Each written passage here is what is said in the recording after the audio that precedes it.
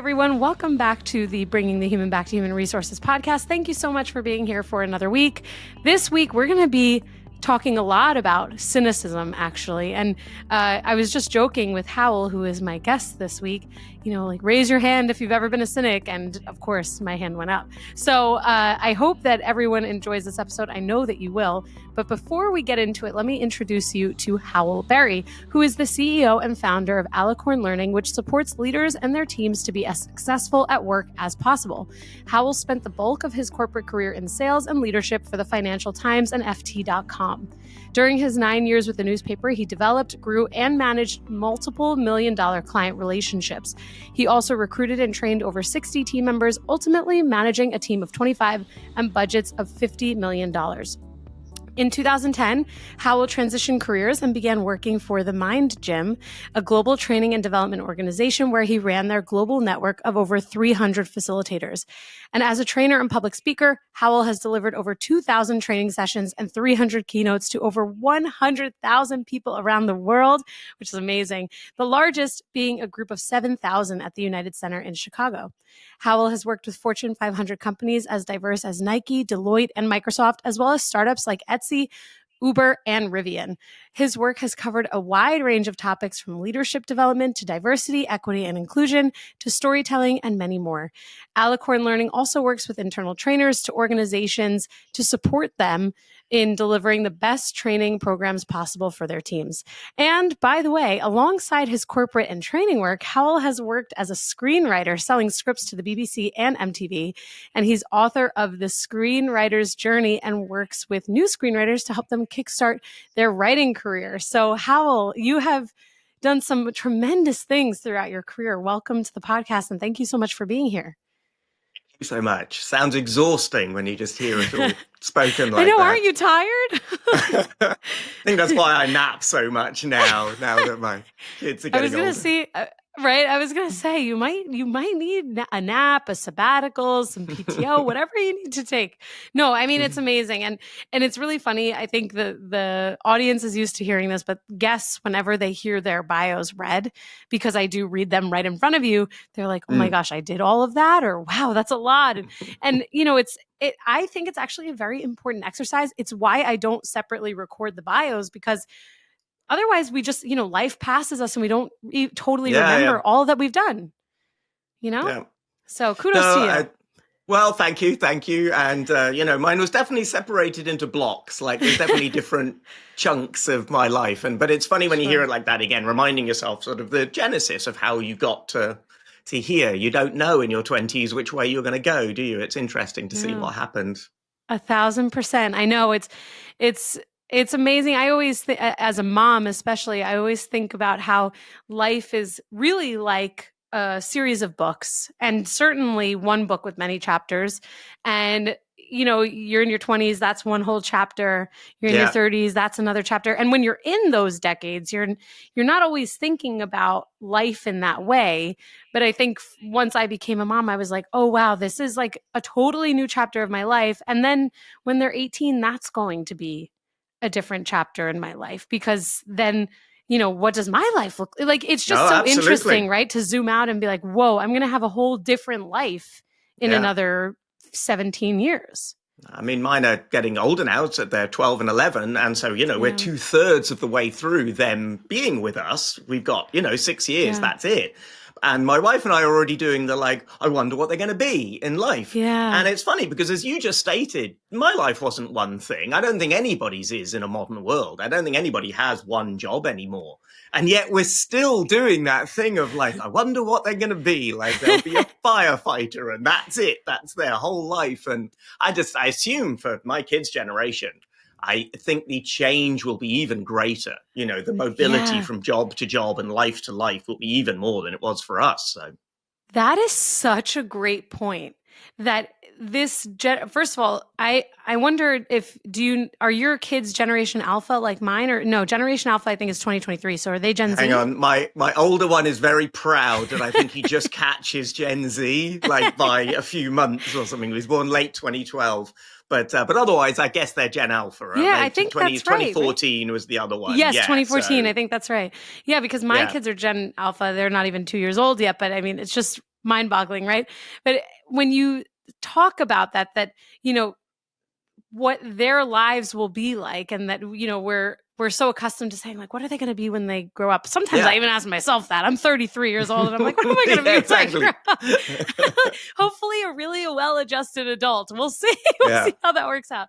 No, but it is a funny thing that you mentioned, because I've never actually thought about that here I'm like, oh, maybe they'll be doctors, or maybe they'll be dentists, maybe they'll be lawyers, whatever it might be, right? I say fire people because they're girls, but I guess firemen, right? Firefighters. There we go. Firefighters. Yeah, that covers both of them. Right, right, covers both. And yet, like Gen Z, like your oldest, they're doing everything. Like the elder Gen Zs, even millennials like myself. I mean, my podcast is a job. My full-time job is a job. Yeah, and absolutely. There is no longer this like one singular path for people. So that's really fascinating. It'll be really interesting to see. Yeah, no, absolutely. And look, we're in a space at the moment with AI. Who knows even what jobs will be? Yeah. Let's even say my older one coming out of college, which is like 8-9 years away from now. Like the landscape of what jobs you are intending to get will have changed again quite dramatically, especially the worlds that I've been in. Human interaction, sales, things like that. They will be different. I'm not saying they've disappeared. They'll definitely be different. Totally. It's so true. I know. It's like, are we all going to be like AI handlers at some point? Like, I guess. If all our jobs get taken away by AI, I'm dying to know what the rest of us do exactly to buy stuff. But right. And this is where the cynicism comes into our conversation. Right? Yeah, exactly. Enter cynicism. No, it's really interesting because, of course, in HR, having a podcast, AI comes up. Literally, I get an email about a guest wanting to talk about AI every day.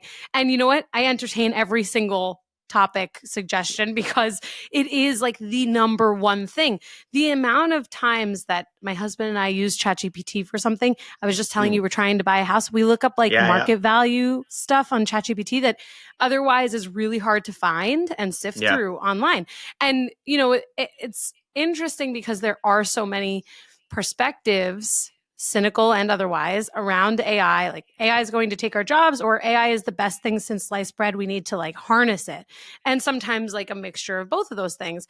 And so it'll be interesting, I think, to see really what the next 5, 10, 15 years, AI transforms so rapidly, it might not even be 5 years. Yeah, exactly. Who knows what even 5 years is? But we're going to get into it, obviously, but I'll give you an interesting one, which is, yes, I'm going to argue with us today, Traci, that being a cynical employee and being a cynical leader are both very positive things. But actually, if you take a standard leader, they still find it very hard having somebody beneath them challenge them and tell them they're wrong in some way.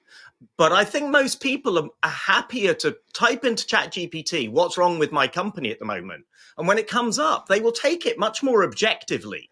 They will say like, oh, well, that's interesting. I see that now. But if you ask your best employee, what's wrong with my company right now? And they said, oh, here's all what's wrong with it.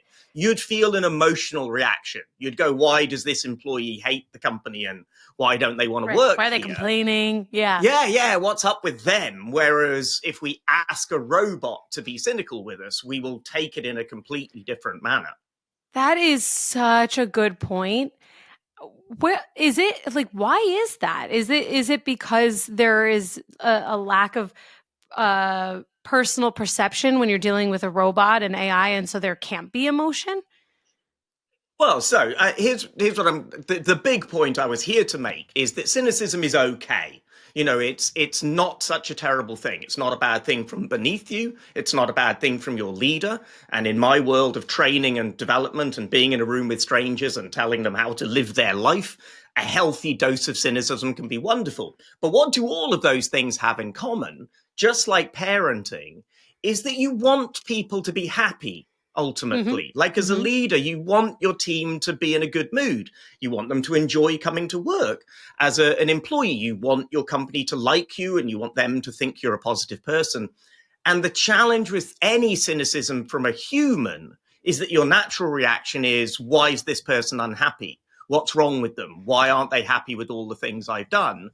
And, I teach this stuff, Traci, and I'm here to you talking about it today. But still, when my kids are grumpy, I don't immediately think, gosh, my poor children, I wonder what's wrong with them. I think, why are they grumpy after all these amazing things I've done for them? Like, what's wrong with them? Why aren't they just happy all the time? And so we take it as a personal affront in some way. Your cynicism, to me, seems like lack of effort on my part, or I haven't made the right choices. And so we will take it in a much more personal manner than we should, especially in a workplace where we should be asking people to challenge us and tell us what we can do better. Absolutely. That makes total sense. And when I reflect on this, cynicism is a positive, it can be a positive thing. I think about actually partners who I've had in my career who challenged me the most, who were like potentially some of the most cynical people. Like, I'm thinking of a few right now, even on the top of my head, some of the most cynical people I have ever met. And yeah. I have certainly felt that. Oh, why again? Of course, they always have something to say. There's always something that has to be right. But actually, it's those people who I have some of the best relationships with, because I'm like, oh, they're looking to make something as best as it can be. And when we do remove that like emotional or defensive or personal feeling from that, it's like, okay, let's get to the root cause of what we're trying to fix here. And are we trying to solve the same thing? Yeah, absolutely. So, where this came from for myself as a personal development was I became a manager quite young. I was 24 when I took over my first team. And frankly, let's be honest, I was a pretty cocky young man, naturally, never mind that I then got promoted up very early and as I moved through the chain. But my feeling was if I disagreed with people, they won't like me. So to their face, I will just agree. So anything a boss said to me, anything a client said to me, I just said, yeah, no problem, I'll do that. Walking out the room and then going, no, I'm not going to do that thing. I'll just quietly refuse it. But I never had the guts to speak up properly. But I worked with those people who were challengers. And they spoke their mind and they spoke up. And secretly, there was a bit of me thinking, I'm really impressed with that they're disagreeing with somebody above them. But also, those were the people who were sometimes regarded as the troublemakers or the problem person. And, Danny's asking a question again. And so I thought, well, at least I'm not viewed like that. At least everyone just likes me. That's fine. But when I moved into the world of training, what I realized very quickly was, number one, that I was not a good participant in training. I was quite negative about it. I had stuff to do. I had teams to run. I don't want to be in training. So I was very cynical and very argumentative to the point of annoyance. But what I realized was partly the root problem was they weren't giving me any cynicism back. They were acting like, if we all just do this thing, your team will be wonderful. And I was like, but that's not true. You don't work with the people I work with and they're difficult. That's not going to work. I just wanted somebody to be real with me. So when I started training, walking into a room of complete strangers, spending the day with them and like, I'm here as your expert, what I realized very quickly was a healthy dose of, this is a model, everybody. This isn't going to fix all your challenges. You tell me your real challenges and why you disagree with this, and I'll happily argue it out. And I could see people's whole mood switching from, we've been forced to do training again, to, you know what, this guy seems kind of realistic. Like, he might be right, he might be wrong, but he's not barking his ideas down my throat as if there's only one right way of doing this. And so I really adapted this and realized with the leaders I spoke to that on both sides, we were taking cynicism as an immediate problem. And if somebody disagreed with me in the room, rather than thinking, why are they disagreeing, was forcing myself to say, hey, at least they're disagreeing. They're not just sitting there staring at me and then leaving the room and saying, what a useless trainer. I can deal with somebody disagreeing. I can argue that out. And I look back on how many times I, as a leader, had someone challenge me or say, I disagree with that, Hywel, and me just immediately go to, well, you're young and not in charge, and I am. So can you just shut up now? As opposed to thinking, my God, I had people who disagreed with me, who were willing to challenge, who were willing to speak up, and I didn't give them the credence and thank you that they should have got. That's a fabulous story, actually. And it does remind me of just putting into perspective how much vulnerability it requires for someone to speak up when they disagree. Yeah. And that there is certainly something to celebrate there, because not only is it that they're being vulnerable, it's also that they feel safe enough with you as a leader, whomever that you is, right? You generally, with that leader, to be vulnerable and to share their opinions. And so there are kind of two elements there, which is like, we have to celebrate that, not only for ourselves as leaders, but also for what they're doing, the particular employee. And then the second is that this is diversity in thought. When we are only working within our own echo chamber, we're not really going to grow that much. But when we have people who do actively disagree or challenge our approach or way of thinking, then they might actually have a better idea than we initially had ourselves. And that's the beauty in that.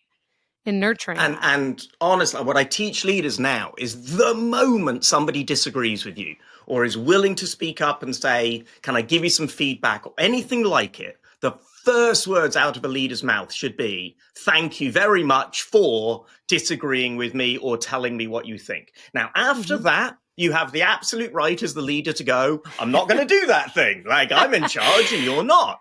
But the first thing should be, thank you.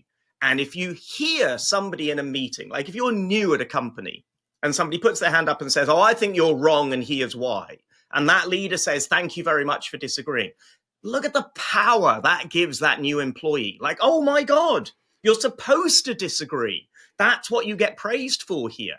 And they don't expect that all these answers will get taken on. Nobody expects their boss to agree with you 100% of the time, but that you're heard, that you weren't just shouted down and they didn't roll their eyes because you again were disagreeing, that puts you in a place where, yes, you will bring your best self to work and you will help that company grow because you are voicing your opinions when they need it. Absolutely. I love that. That's a really great tactical next step for people to walk away with, how they engage when someone does disagree. So thank you for that. And I'm curious if you have any advice for when leaders are in a room with peers, other leaders, other people, managers, right? And there's active disagreement and not a whole lot of recognition in that disagreement. How do they navigate that to maybe even just kind of set the stage themselves in paving the way for how disagreement and cynicism is more celebrated and appreciated? Yeah. So if we take the broader idea of cynicism here, that we will go looking for challenges and we will deal with them. Like, we're not just going to sit there quietly.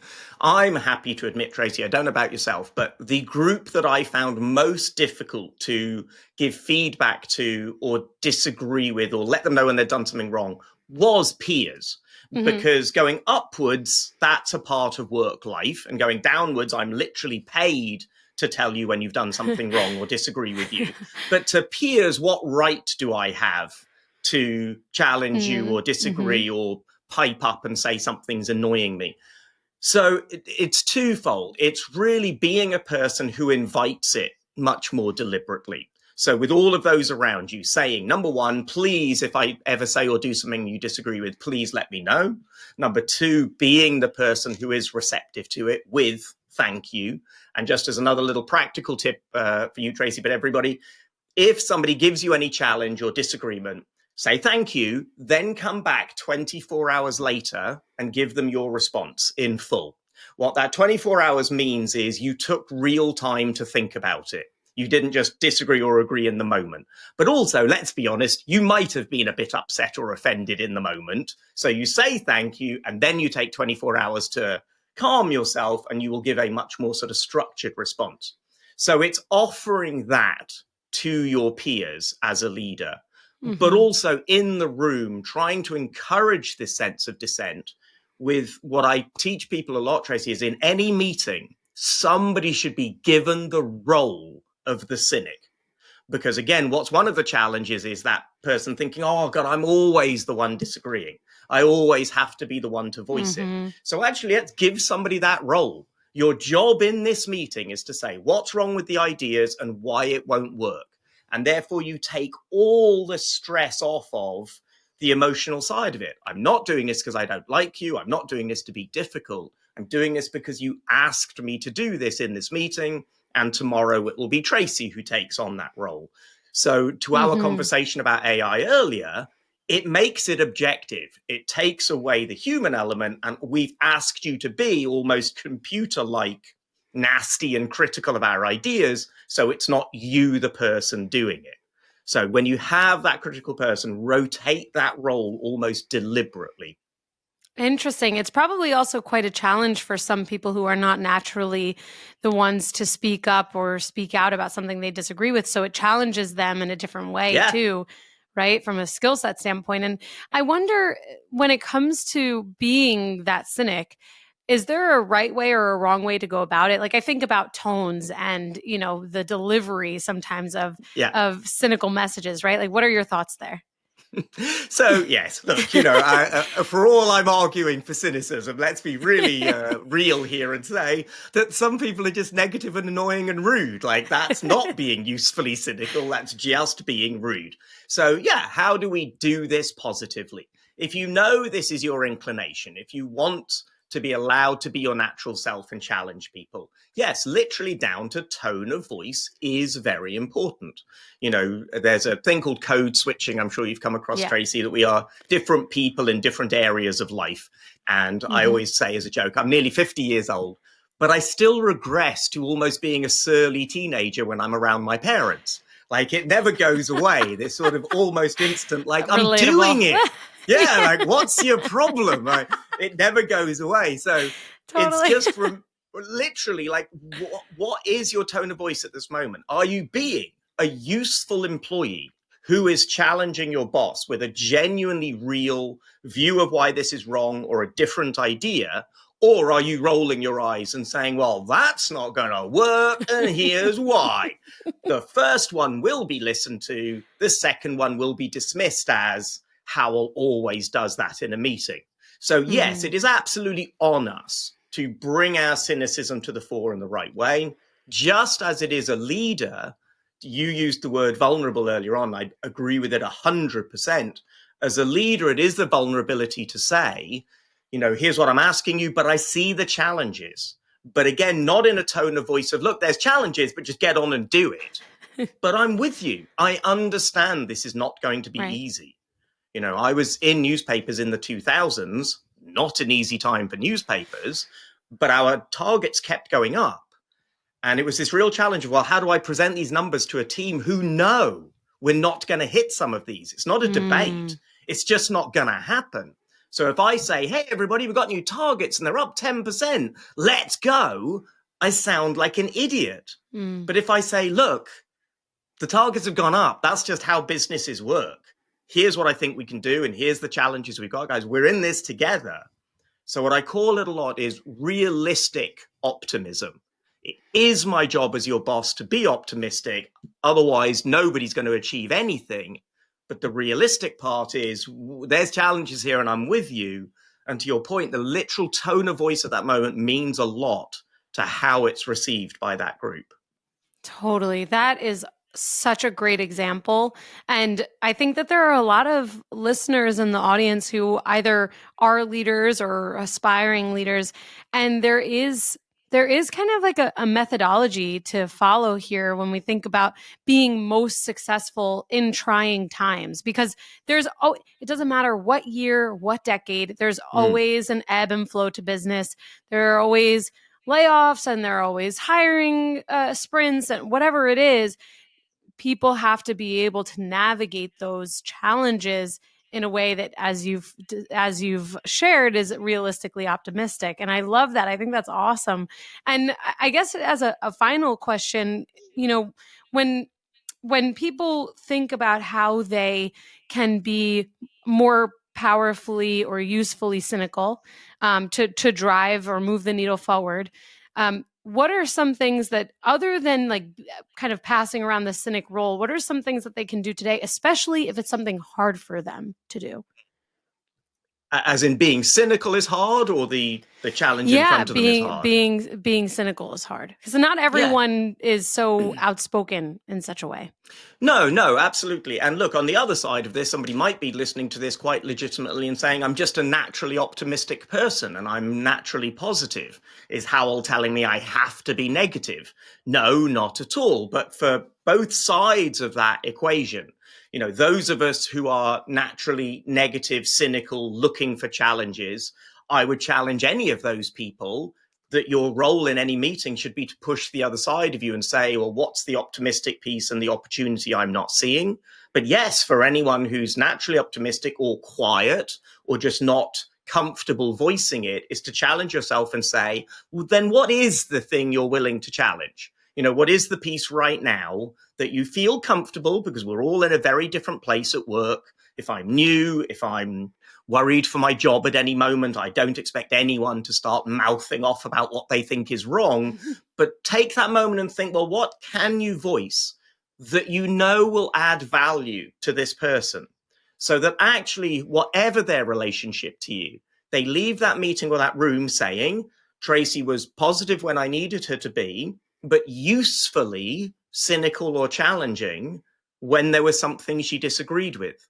So again, thinking, what's my tone here? And a good way of thinking about it, not unlike how we give feedback. So if you know the radical candor method of feedback, but how much we challenge and how much we care, it's the same thing. Why are you being cynical? That's the question. Are you being cynical because you're in a bad mood? Because if that's true, no, it's not going to come out very well. But if you are being cynical or challenging or disagreeing because you honestly want this other person to be better, or want the company to be better, or want your team to succeed, you can feel that. People can feel it in what you're saying. And you shouldn't fear saying it, because you're saying it for the benefit of others. And that is the big difference. Am I saying this to get something off my chest because I'm annoyed, or because I honestly want to help people? And if that second thing is true, people will feel it and take it the way you intended. Fabulous, fabulous advice for everyone to walk away with. Hywel, thank you so much. Where can everyone find you and learn more about Alicorn Learning and just you and everything in general? So usefully, I'm the only Hywel Berry in the whole world. So if you type my name into Google, everybody, you'll find me and all my things very quickly. But alicornlearning.com. So an alicorn is a flying unicorn. So we will take your wonderful unicorns and give them wings. But anything you need to learn, we can help teams of all sizes and types, and love to be useful to people. Amazing. Thank you so much. We'll have everything linked in the show notes, of course. And it's been such a pleasure getting to learn from you and hear from you this week. Thank you. Thank you very much indeed. Hey, just before you go, don't forget to subscribe to this show so that you are the first to hear when an episode drops each week. And maybe leave a 5-star review and a comment about how much you loved this episode. Plus, if you have someone in mind who would really enjoy this episode, make sure you share it with them. Thank you so much for tuning in, and I'll see you next week.